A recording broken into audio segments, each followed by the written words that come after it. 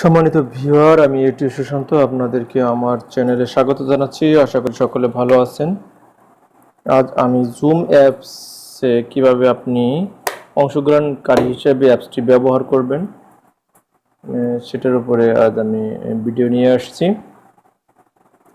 এই কোভিড-19 সময়ে আমাদের বিভিন্ন ক্লাস পরিচালনা করা, মিটিং পরিচালনা করা এবং প্রশিক্ষণ পরিচালনা করার ক্ষেত্রে আমাদের এই জুম অ্যাপসটির ব্যবহার অনেক বেড়ে গিয়েছে। কিন্তু এই জুম অ্যাপসটি ব্যবহার করার সময় আমাদের কতগুলি নিয়মকানুন রয়েছে, কতগুলি কার্টেসি রয়েছে। জুম অ্যাপসটি কীভাবে ব্যবহার করব, বিশেষ করে অংশগ্রহণকারী হিসেবে আমি কিভাবে বা প্রশিক্ষণার্থী হিসেবে কিভাবে আমি এই জুম অ্যাপসটি ব্যবহার করব সেই বিষয়ের উপরে আজ আমি আলোকপাত করব।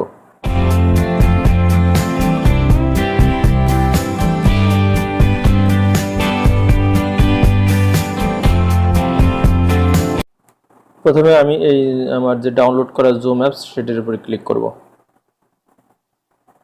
ক্লিক করার পরে আমাদের এরকম একটা ইন্টারফেস আসবে। আমরা জয়েন মিটিংয়ে ক্লিক করব। জয়েন মিটিংয়ে ক্লিক করে এখানে আমাদের আইডিটি আমরা প্রদান করব।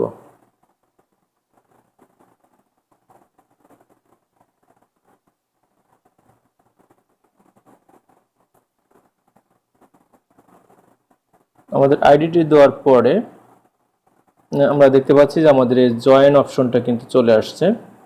এখানে জয়েন বাটনে আমরা ক্লিক করব। তার আগে আমরা একটু এইখানে ক্লিক করব। ইউএস যে দেখতে পাচ্ছি, এখানে আমরা ইউএসটা যেখানে দেখতে পাচ্ছি এখানে আমরা কার্সরটা নিব। কার্সরটা নিয়ে এখানে আমার নামটি লিখব। যেমন আমার নাম সুশান্ত, বাংলায় লিখি নামটা।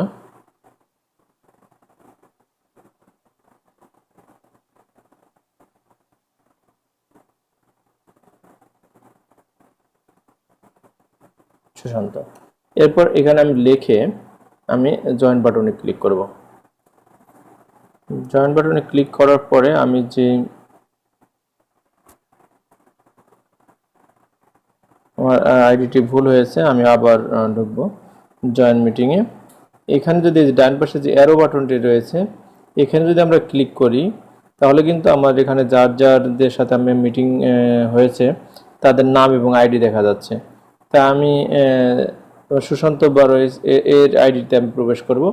অতএব এর আইডিটি আমি এখানে ক্লিক করলে চলে আসবে, অথবা আপনি এখানে কিন্তু টাইপ করেও এখানে দিতে পারবেন। ঠিক আছে, এরপরে আপনি যেখানে নাম লিখবেন আমি যেখানে বললাম, এরপর জয়েন বাটনে ক্লিক করবেন। আমরা এরপরে আমাদের মিটিং পাসকোড চাচ্ছে, যেটি আপনি যার সাথে মিটিংয়ে অংশগ্রহণ করবেন নিশ্চয়ই তার কাছ থেকে আপনি পেয়ে যাবেন। এবার আমি পাসকোডটি দিলাম। এবার ওকে বাটনে ক্লিক করব। ওকে বাটনে ক্লিক করলে কিন্তু আমি মিটিংয়ে প্রবেশ করব। জয়েন উইথ ভিডিও, হ্যাঁ আমি জয়েন উইথ ভিডিওতে ক্লিক করব।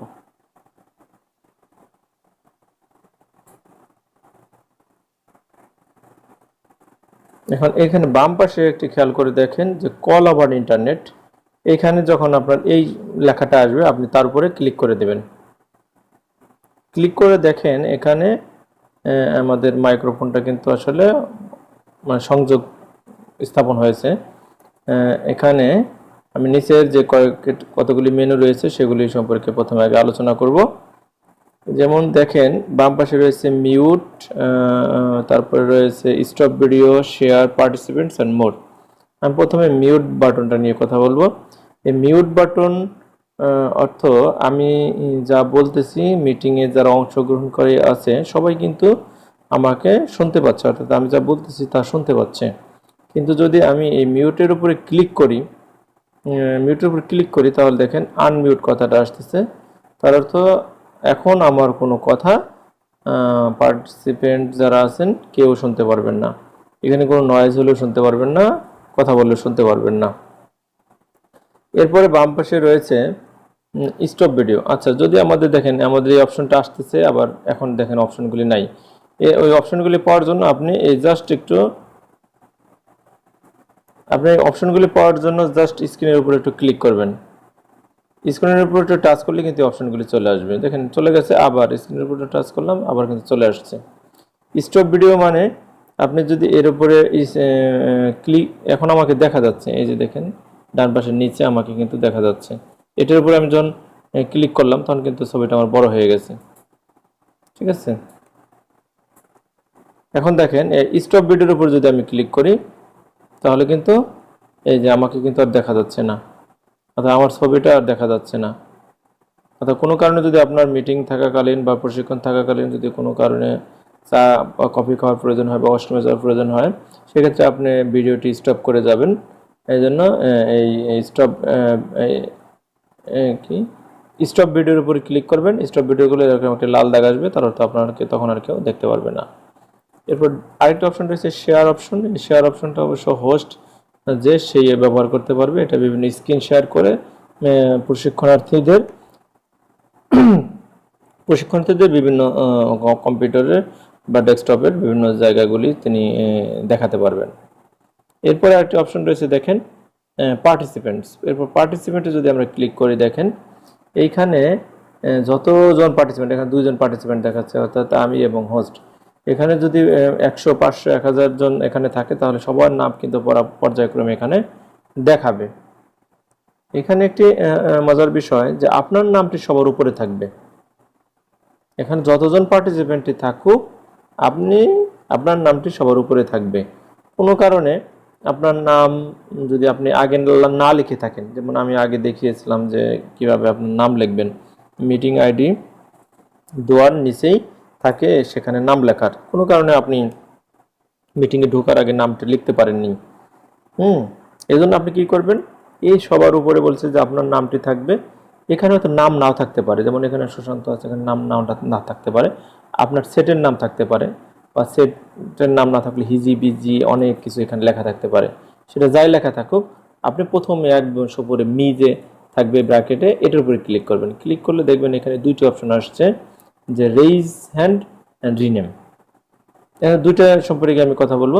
রেইজ হ্যান্ড মানে আপনি হাত তুলতে পারবেন, মানে আপনি কথা বলতেছেন মিটিংয়ে, তখন রেইজ হ্যান্ড অপশনটা ক্লিক করবেন।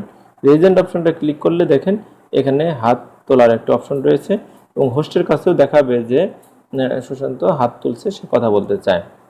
অর্থাৎ এটা আপনি এখানে হাত তুলতে পারেন, এবং যখন আপনার প্রশ্ন উত্তর শেষ হয়ে যাবে, আপনি এখন চাচ্ছেন যে হাতটা নামিয়ে ফেলতে, তখন আবার আপনি সেখানে ক্লিক করবেন।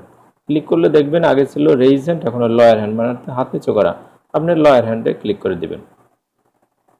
এখানে যে গুরুত্বপূর্ণ যে বিষয়টা সেটা হলো আপনি নামটা লিখতে চাচ্ছেন বা নামটা রিনেম করতে চাচ্ছেন, আপনার হয়তো পদবি সহ বা সংক্ষেপে, জেলার নামটা আগে বাদ পড়েছিল লেখার সময়, আপনি তখন লিখতে পারেন নাই, এখন মিটিংয়ে ঢোকার পরে বলতেছে যে যার যার পদবি বা স্কুলের নাম সংক্ষেপে বা উপজেলা বা জেলার নাম সংক্ষেপে লেখার জন্য, তখন আপনি কি করবেন, ওই যে বলছে সবার উপরেরটা মি লেখা যেটা আছে ব্র্যাকেটে, সেটা ক্লিক করবেন, এবং দেখছেন রিনেম, এই রিনেমে আপনি ক্লিক করবেন। রিনেমে দেখেন এখানে সুশান্তর পরে আপনার কার্সর আসছে, কার্সরের পরে আপনি এখানে কমা দিলেন, লিখলেন যে ইউ আপনি ইউ আরও যদি লিখতে চান মকসেদপুর,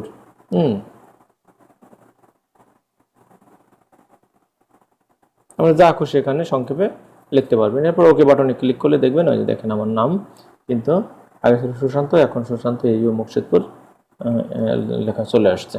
ঠিক আছে, এরপর আমাদের দেখেন অ্যারো বাটনে ক্লিক করলাম, কিন্তু আমি এখানে চলে আসলাম। ঠিক আছে, এখন কোনো কারণে আপনি অ্যারো বাটনে একাধিক ক্লিক হয়ে গেল, যেমন দেখেন অনেকগুলি ক্লিক দিয়ে ফেলছেন, এই পেজে চলে আসছেন। এখন আপনার হতাশ হওয়ার কোনো কারণ নেই, আপনি আবার করবেন কি জুম অ্যাপসে ক্লিক করবেন। জুম অ্যাপসে ক্লিক করলে দেখবেন যে আপনি আবার সেই জায়গা মতো চলে আসছেন। এরপর ডান পাশে কি আসছে, মোর অপশনটা আসছে, আপনি মোর অপশনটায় ক্লিক করেন। এখানে আরও কতগুলি জিনিস রয়েছে। চ্যাট মানে আপনার চ্যাট করা, যেটা লেখা আদান প্রদান করা।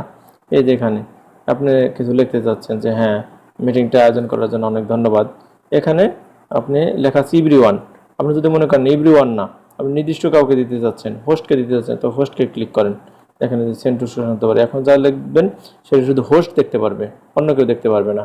অতএব এখানে যত পার্টিসিপেন্ট আছে সবার নামই আসবে, আপনি সিলেক্ট করে তার নাম করে আপনি কিন্তু এখানে লিখতে পারবেন, লিখলেই সে দেখতে পারবে। আর যদি এভরিওয়ান দেন, দেখেন এভরিওয়ান লেখা আসছে, এভরিওয়ান সিলেক্ট করে দেবেন, তাহলে এখানে যা লিখবেন এই মিটিংয়ে যারা পার্টিসিপেন্ট সবাই সেই লেখাটা দেখতে পারবে। তারপরে কি আছেন যে আপনার বক্তব্যটা খুব ভালো লেগেছে, আপনি এই যে দেখেন এই বাম পাশে হাততালি দেওয়া আছে, হাততালি এখানে ক্লিক করলে হাততালি চলে যাবে। এই যে দেখেন হাততালি দিচ্ছেন সুশান্ত, এইও হাততালি দিচ্ছে বক্তব্যে, ঠিক আছে। এরপরে কি আছে, এখানে থাম আছে, আপনি লাইক দিতে পারেন, লাভ আছে, বিভিন্ন ধরনের জিনিস আছে। এরপর ক্যান্সেল বাটনে আপনি ক্লিক করে দিবেন। এটা হলো মিটিংয়ের নিয়ম কানুন।